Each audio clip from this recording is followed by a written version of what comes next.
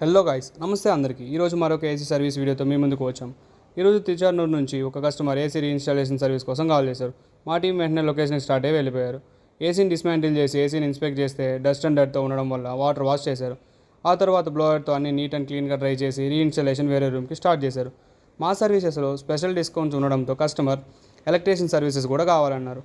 మీకు కూడా AC, fridge, washing machine, TV, plumbing services, painting services ఇలా ఏమైనా సర్వీసెస్ కావాలంటే ఇంకెందుకు ఆలస్యం, వెంటనే మా సర్వీసెస్ని కాంటాక్ట్ చేయండి.